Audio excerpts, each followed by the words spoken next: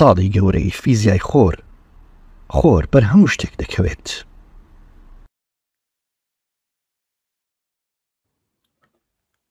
بەناوی خۆی گەورە میهرەبان لە ڕوانگەی فەلەکناسی خۆرەوە ستاڵتان لەبێ عزیزان. لە ساڵی ڕابردووی 2024 کە تەنها یەک ڕۆژی ماوە، خۆر چەندین چالاکی ناوازەی لەسەردا ڕوویدا. بێگومان ئەمە هەمووی لە چوارچێوەی 11 ساڵەی چالاکبوونی خۆر کە بە خولی 11 ساڵە ناسراوە و ئەم جاریان لە خولی 25مینە کە لە مێژووی فەلەکناسیدا ئاژمار دەکرێت. خۆر لە نیوەی دووەمی ساڵی 2024 چالاکیەکەی دەست بە بەرزبوونەوە یەکجار زۆری کرد. ئەو چالاکیە کە ئاماژە پێدەم خۆشەویستانم مەبەستمان لەوەی نییە کە پلەکانی گەرمی بەرز دەبێتەوە لە خۆر، بەڵکو چالاکی تیشتی، چالاکی دیاردەکان لەسەر ڕووەکەی وەکو تەقینەوەکان و بە هەموو جۆرەکانیەوە هەموو دیاردانێکە لەسەر ڕووی خۆر دەدات لە ماوەی 11 ساڵ جارێک کە بە خولی چالاکی خۆر ناسراوە بەرز دەبێتەوە. ئەم ساڵ گەیشتە لووتکە لە 2024 بۆیە بە پێویستم زانی کە لە کۆتاییەکانی ئەم ساڵی 2024 کە وەکو باسکردن تەنها ڕۆژێکمان ماوە، حەزم کرد ئاماژە بە گرنگترین ئەو ڕووداوە دیاردانە بدەم کە لە ساڵی 2004 لەسەر ڕووی خۆردا تۆمارکراون، بێگومان لە ڕێگەی مانگە دەستکردەکانی Solar Dynamics Observatory لەگەڵ سۆهۆی ئەوروپی واتە SDO ئەمریکی و سۆهۆی ئەوروپی. بێگومان خۆشەویستانم پێشەوەی بچمە ناو بابەتە، بێگومان ئێمە لە ڕوانگەی فەلەکناسی خۆر بەو توانایی کە لە بەردەستمانە لە ڕووی تەکنیکی زانستیەوە هەوڵمان داوە کە تا بکرێت ئەو دیاردانە بۆ جەماوەری خۆشەویست بەگشتی و قوتابیانی خۆشەویست شی بکەینەوە، بە تایبەتی قوتابیانی بەشی فیزیای کۆلێژی زانست کە زانکۆی سەلاحەدین کە ئەم پرۆژەیە لە باوەش دەکرێت کە وەکو باسم کرد پێشتریش بەرنامەیەکی هاوبەشی نێوان ڕێکخراوی فەلەکناسی کوردستان و کۆلێژی زانست بەشی فیزیایە بە تایبەتی. ئازیزان، لە ساڵی 2024 خۆر ئەم چالاکیانەی بەگشتی ئەنجام داوە. 755 تەقینەوەی بەهێز لە جۆری M تۆمارکراوە لەسەر ڕووی خۆر. 40 تەقینەوەی جۆری X لەسەریدا ڕوویداوە. ئەمە تا 30/12/2024 خۆشەویستانم. تەقینەوەی جۆری X یان X کلاس فلێر بەهێزترین تەقینەوەکانی بڵێسەی ڕووی خۆرە کە سەرچاوەکەی پەڵەڕەشەکانە لە نێو پەڵەڕەشەکاندا ئەو تەقینەوانە دەردەچن، بارستە و بڕێک یەکجار زۆر مەزنی تیشی سەروێنەوەشەی لێوە دەردەچێت لە ماوەی تەنها 8 خولەکونی و دەگاتە زەوی واتە بە خێرایی ڕووناچی دەڕوات. اینجا بەر چینی ئایۆنۆسفێر دەکەی وە بلۆک بوون و بابنە پچڕاندنی پەیوەندی لاسلکی دەنێتەوە، بە تایبەتی لە لەرەی 0 تا 30 مێگاهرتز بۆ ماوەی کاتژمێرێک بۆ ئەو ناوچانەی کە تەقینەوەکەی خۆر ڕووە ئەو ناوچەیە، هەندێک جار لە زەریای هێمنە، هەندێک جار لە ئەوروپایە، هەندێک جار لە ئەفریقایە، لە ئەمریکایە، بەو شێوەیە. واتە 755 تەقینەوەی جۆری M کە جۆرێکی بەهێزە، ئەویش کاریگەری خۆی هەیە لەسەر بەرگە هەوای زەوی چینە بەرزەکان، بەڵام 40 تەقینەوەی جۆری X کە ئەویان زۆر بەهێزە ڕوویدا. خۆر لە ساڵی 2024 1171 جار تەقینەوەی جۆری کەوانەیی تێیدا ڕوویداوە. ئەم تەقینەوانە خۆشەویستان تەقینەوەی کەوانەی تەقینەوەی پلازماییە لە دەرەنجامی تەقینەوەی زۆر گەورەی ناوچی کە بێگومان لە ناوجەرگەی خۆردا ڕوودا و بەرز دەبێتەوە. لەسەر ڕووی خۆر جاری وایە بارستەی زۆر مەزنی پلازما لەسەر شێوەی کەوانی زۆر گەورە بەرز دەبێتەوە. ئەمە بە تەقینەوەکانی ناسراو بە فرەدراوە مەزنەکانی خەرمانە ناسراوەتە کۆرۆنال ماس ئیجەکشن. 1171 جار ئەم جۆرە تەقینەوانە لە ساڵی 2024 لەسەر خۆردا ڕوویداوە. جۆرێکی لاوازی تەقینەوەکانی خۆرمان هەیە، بەڵام تۆمار دەکرێت بە تایپ یان جۆری یان پۆلینی C، پیتی کەپیتاڵی C ناسراوە یان پیتی ئینگلیزی C ببورن. ئەمە 65 جار ئەم جۆرە تەقینەوانە لەسەر ڕووی خۆردا تۆمارکراوە و هەروەها لە ساڵی 2024 20 جێژەڵوکەی جیۆمۆگناتیسی لە بەرگە هەوای یان چینە بەرزەکانی بەرگە هەواردا ڕوویداوە. ئەمەش لە دەرەنجامی دەرچوونی تەنۆچکە بارگاویەکان لە تەقینەوەکانی خۆر دەردەچێت بە بڕێک یەکجار زۆر، ئەمەیان بە دوای 48 کاتژمێر دەگاتە چینە بەرزەکانی ماگنیتۆسفێری زەوی واتە بەرجی موگناتیسی زەوی کارلێک دەکا و دیاردەی شەفەقی پۆلیان ئۆرۆرا لە جەمسەری باکوور و باشوور دروست دەکات. خۆشەویستانم ئەوەی کە باسم کرد تەقینەوەکان و چالاکیەکان و بەگشتی بوو لە ساڵی 2024 کە لەسەر ڕووی خۆردا ڕوویان داوە. گرنگترینیان تەقینەوەکانی ئەکس فلێر بوو کە 40 جار ئەو تەقینەوەی ڕووی داوە و چەندین جار پەیوەندی لاسلچی لە نێوان کەشتیگەلەکان و ئەو ناوچانەی کە هۆکتۆکی واتە لاسلچی بەکاردێنن بلۆک بوون بۆ ماوەی نیو کاتژمێر تا کاتژمێرێک لە میانی ئەم 40 جار تەقینەوانە لە سەر تاپای زەوی ڕوویان داوە، بەڵام لە دوایدا حاڵەتەکە ئاسایی بۆتەوە. هەروەکو ئاماژەشم پێدا 1970 جار تەقینەوەی فرەدراوە خەرمانەیە مەزنەکان لە خۆردا ڕوویان داوە. خۆشەویستانم، ئەمەیان باسم کرد کورتەیەک بوو دەربارەی ئەو تەقینەوانە ئەو چالاکیانێک کە لە ماوەی ساڵێک لەسەر ڕووی خۆر ڕوویاندا. ئێستاش خۆشەویستانم هەندێک بە تەفسیل باس لەو گرنگترین و ناودارترین ڕوودا و دیاردەکان دەکەین کە لە ساڵی 2024 تۆمار کراوە تایبەت بە چالاکیەکانی خۆر. لە ژمارە دەوە پێدادەین. تەقینەوەیەکی بڵێسەی هەرە جوانی ڕووی خۆر لە زۆری پۆلێنی M4.8 لەسەر ڕووی خۆردا ڕوویداوە، بڕێکی زۆر پلازما لە دەرەنجامی ئەم تەقینەوەیە دەرچوو. لە 4/6 2024دا ئەم تەقینەوەیە ڕوویدا و لە میانەی ڕوانگەکردنی خۆر لە ڕێگەی مانجی دەستکردی Solar Dynamics Observatory دیمەنەکە تەقینەوەکە بە شێوەیەکی زۆر جوانتر لەژێر شەپۆلی 304 ئەنگسترۆم و هەروەها 171 ئەنگسترۆم زۆر بە جوانی ئەم تەقینەوەی دەکردواتە جوانترین تەقینەوەی بڵێسەیی لە 4/6 2024دا ڕوویدا.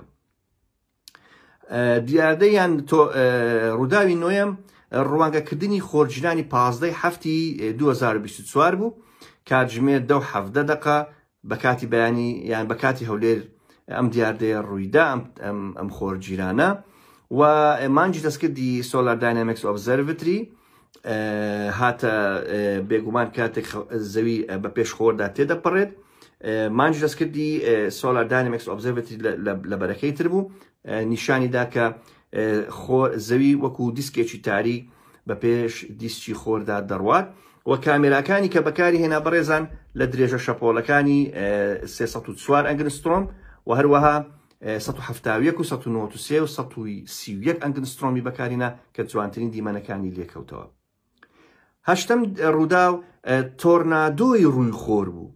ئێمە تۆرنادۆمان لەسەر ساری زەوی دیتووە کە لە دەرەنجامی جێژەڵۆکەکاندا دروست دەبێت، ئەو هەورانی کە لە دەرەنجامی فەرقی یان جیاوازی پاڵەپەستۆ پەستانی هەوا ببورن دەبێتە هۆی دروستبوونی ئەم جێژەڵوکانە. بەڵام ڕاتانسیا بە دروستبوونی جێژەڵوکەیەک لەسەر ڕووی خۆر لە پلازمای گەرم ئاگر کە لە ڕووی خۆردا بەرز دەبێتەوە. ئەم دیاردەیەش لە 16/9 2024دا ڕوویدا لە دوای ڕوودانی تەقینەوەیەکی مەشخەڵی یان کەوانەیی پلازمایی بەهۆی لە نزیک ببورن لە نزیک پەڵەی ڕەشی ناسراو بە AR 3824.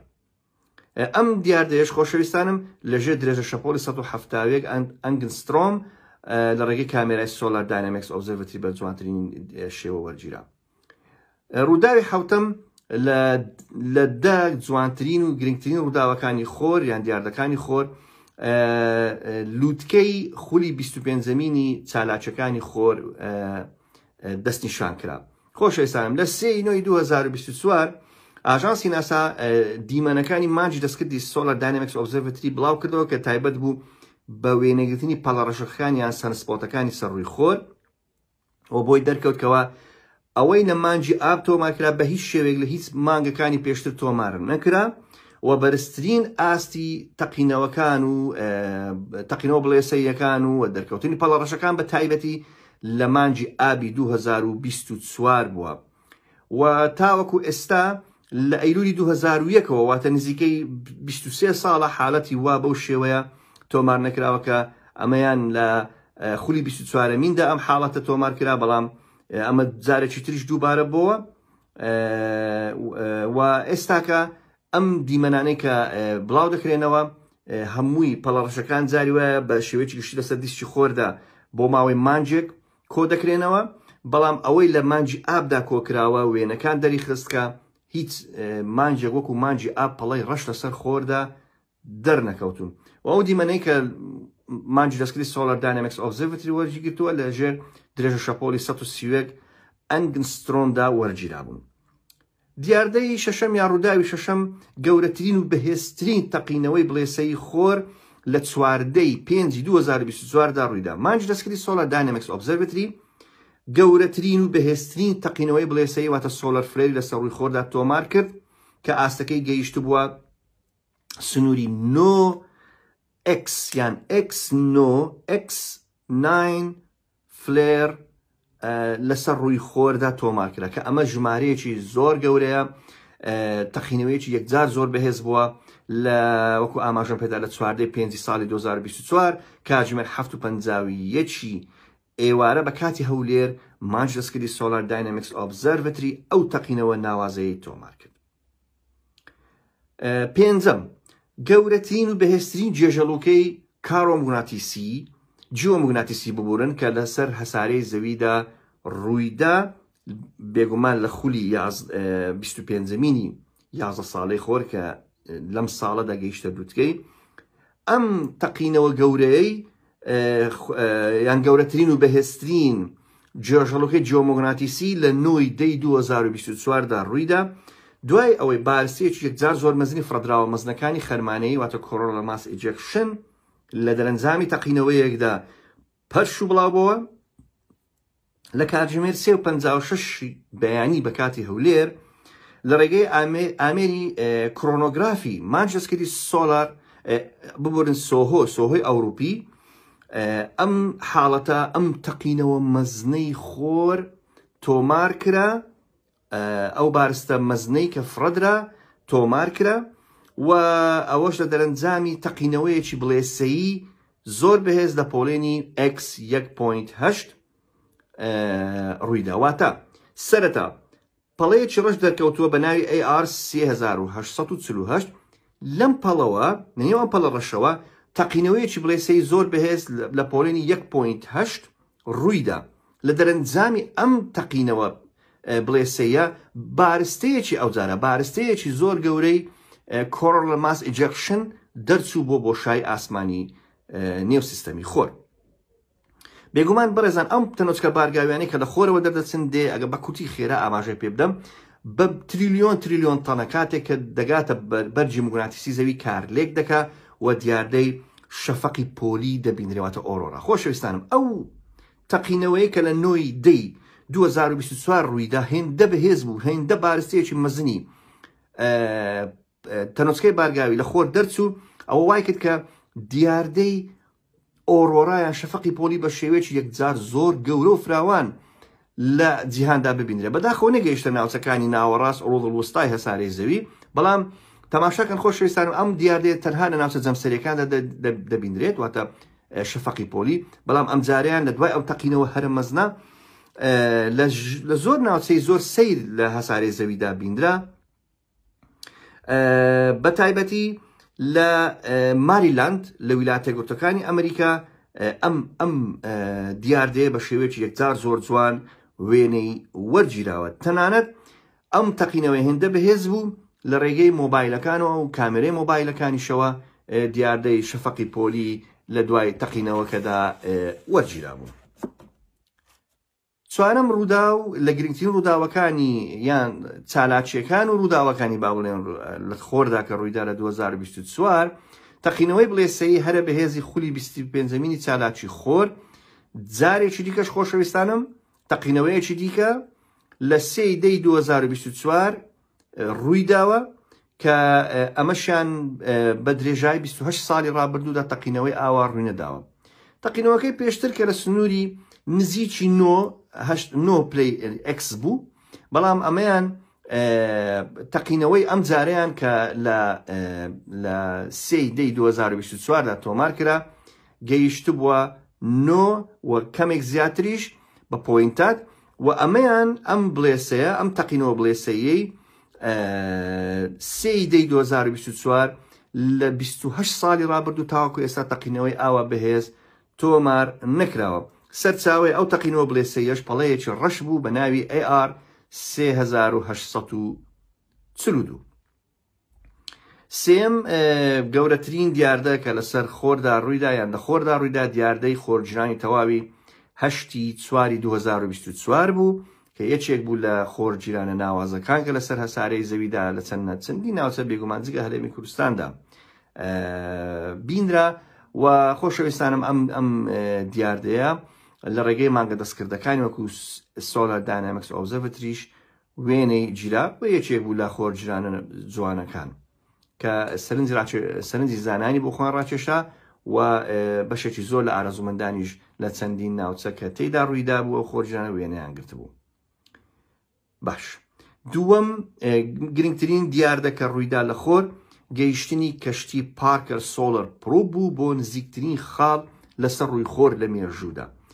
ئازیزان وەکو ئاماژەم پێدا لە چەند ڤیددیۆیەکی پێشترمان کە لە ڕۆژ 24 ئەم مانگە دوای چاوەڕوانی نزیکەی 10 ساڵ کەشتی ئاسمانی پارکر سۆلەر پرۆ گەیشتە نزیکترین خاڵ کە دەڵێم 10 ساڵ 4 ساڵ لە دیزاین و لە دروستکردن و پاشان هەڵدان و 6 ساڵش لە خولانەوە بە دەوری خۆر کۆیەکەی دەبێتە 10 ساڵ دوای چاوەڕوانی 10 ساڵ کەشتی پارکر سۆلەر پرۆ لە 24 دوازدەی 2024 کاتژمێر 2:53 خولێکی دوای نیوەڕۆ بە کاتی هەولێر گەیشتە نزیکترین خاڵ لەسەر ڕووی خۆر واتە فۆتۆسفیر. ماوەی نێوان فۆتۆسفیر لەگەڵ قەڵغانی کەشتیەکە با بڵێین ڕووی پارێزەری کەشتیەکە گەیشت بووە نزیکەی 6,100,000 کیلۆمەتر تەنها 6,100,000 کیلۆمەتر. خۆشەویستانم ئەم ژمارە زۆر کەمە. بۆچی؟ چونکە مانگی دەستکردی Solar Dynamics Observatory لەگەڵ سۆهۆی ئەوروپی کە ئەو هەموو دیمەنە جوان و سەرسامکارانە دەنێرنەوە لە دووری 148 میلیۆن کیلۆمەتر لە خۆرە واتە نزیک زەوین لەوێڕا سەیری خۆر دەکەن ئەو دیمەنە جوانانە دەنێرنەوە. بەڵام کەشتی پارکر سۆلەر پرۆ تەنها گەیشتە مەودای 6,100,000 کیلۆمەتر لە سەر ڕووی خۆردا و بووە خێراترین کەشتی ئاسمانی کە تاوەکو ئێستا مرۆڤ دروستی کردبێت. خێرایەکەی ئەو کات گەیشتو بە سنووری 620,000 کیلۆمەتر لە یەک کاتژمێردا. یەکەم دیاردە و یەکەم ڕوودا و گرنگترین ڕوودا و کە لە ساڵی 2024 لە خۆردا ڕوویدا جێژەڵۆکەیەکی کارۆمگناتیسی یەکجار زۆر بەهێز بوو کە لە ئایاری 2024دا زنجیرەیەک ئەو دیاردانە تۆمارکران. لە ماوەی نێوان 7 تا 11 ئایاری 2024 چەندین تەقینەوەی بەهێزی بڵێسەیی لە هەردوو پەڵەی ڕەشی AR 3663 و AR 3664. AR مەقسەدمان واتە مەبەستمان لێرە Active Region واتە ناوچەی چالاک کە کورتکراوە AR بۆ دادنێن. لە هەردوو چیانەوە تەقینەوەی بڵێسەیی لە پۆلێنی X بەهێز دەرچوو. هەروەها لە 8 پێنجی 2024 ئەم کاریگەری ئەم تەقینەوانە جارێکی تر دەرکەوتنەوە و چەندین تەقینەوەی دیکەی بڵێسەیی لە جۆری M تەقینەوەی بێژومار لە پۆلێنی M کە لە پاش X تەقینەوەی پۆلێنی M دێکە زۆر بەهێزە ئەمەشیان زۆر جار لەسەر زەوی پەیوەندیە بێتەلەکان دەپچڕێنێ. ئەمەیان یەکجار زۆر ڕوویدا. پاشان لە 9 پێنجی 2024 دوو تەقینەوەی زۆر بەهێز لە پۆلێنی X 2.5 و X 1.12 ڕوویاندا و جارێکتر لە 10 پێنجی 2022 تەقینەوەیەکی زۆر بەهێز زۆر بەهێز لە پۆلێنی X 3.98 و دیسان لە 11 پێنجی 2024 یەکێ لە تەقینەوە هەرە بەهێزەکانی خۆر دیسان ڕوویداوە لە پۆلێنی X5 ببورن .4 X5.4 ببورن. کەواتە لێرەدا خۆشەویستانم ئەو هەموو تەقینەوە بڵێسەیانە بیژمێرینەوە بزانین چەند بوو ئەکسەکان لە 8 پێنج تەقینەوەیەکی X ڕوویدا یەک. هەروەها لە 9 پێنج دوو تەقینەوە ڕوویاندا X 2.5 25 ببورن لەگەڵ x 1.12 و هەروەها لە دەی 5 2024 جارێکتر تەقینەوەیکی زۆر بەهێزی پۆلێنی x 3.98 ڕوویدا. اینجا لە 11 5 2024 تەقینەوەیەکی زۆر بەهێزی کە لە جۆری x ڕوویدا لە پۆلێنی x 5.4.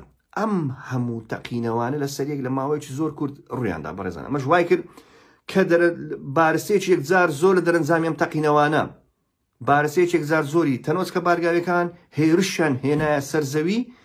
مەبەسمان زەوی ڕووی زەوی نییە بەڵکو بەرجی موگناتیسی زەویە ماگنتۆسفیری زەوی. ئەمەش وای کرد کە شەفەقی پۆلی بە شێوەیەکی یەکجار زۆر فراوان لە ناوچەکانی جیهاندا ببینرێت کە زانایان لە بەرامبەریدا حەپەسا بوون لە هەردوو جەمسەری لە هەردوو نیوەگۆی باکوور و باشوور لە هەردوو جەمسەری باکوور و باشوور. دیاردەکانی ئۆرۆرا یا شەفەقی پۆلی لە کوێندە بزانە لە چەند ناوچەدا بینراوە. بەڕاستی جێگەی سەرسوڕمانی بوو. لە وڵاتانی ناوەڕاست تا باکووری ئەوروپا بەگشتی لە نیوزیلند بینرا، لە مەکسیک بینرا، لە فلۆریدا و هەروەها لە دوورگەکانی بەهاما، لە چیلی لە نیوەگۆی باشوور، تەنانەت لە ئەرژەنتینیش خەڵک توانیان فەلەکناسان و وێنەگران توانیان وێنەی شەفەقی پۆلی بگرن کە ئەمە یەکێک بوو لە دیاردە هەر ناوازەکان لە مێژووی ئەو ناوچانەدا. خۆشەویستانم ئەوەی کە ئاماژەم پێدا بێگومان چەندین حاڵەتی دیکەی تەقینەوەکانی بچووکتر لەمانە لە M5 بەرەو خوار و هەروەها سی لە یەک پۆلێنی 1 تا 10 چەندین تەقینەوە ڕوویان داوە، بەڵام ئەمانە کاریگەریان کەمترە، ئاماژەم پێ نەداوە.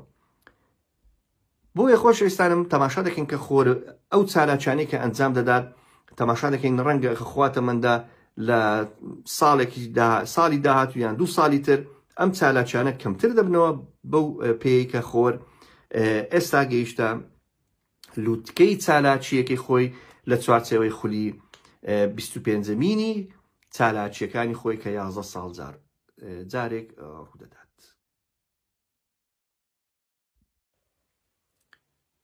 خۆشەویستانم بەو هیوایەن کە لە ساڵی 2025 ئەگەر خوای گەورە تەمەنیدا و توانیمان بەردەوامی لەسەر ئەم کارکردنەوە بەم نەفەس و بەم ڕوحیەتە و پاش پشتیوانی خوای گەورە اینجا پاشان سەپۆرت و هاندانی بەڕێزان ڕاگری کۆلێژی زانست، سەرۆکی بەشی فیزیا، مامۆستایانی خۆشەویستی ئەم بەشە و بەشەکانی دیکەی کۆلێژی زانست بەگشتی و ئێوەی جەماوەری خۆشەویست بە شێوەیەکی گشتی ئینشاڵڵا بەردەوام دەبین لەم چالاکیانە و لە ڕووماڵکردنی چالاکیەکانی ڕووی خۆر و ئەو تەقینەوانەی کە لە خۆردا ڕوو دەدەن کە بێگومان ژیانی مرۆڤ بەو ئەستێرەیەوە بەندە لە ڕووی دابینکردنی پلەکانی بوون دابینکردنی گەرمی و تیشک کە زۆر پێویست و بنەڕەتین بۆ بەردەوامبوونی ژیان.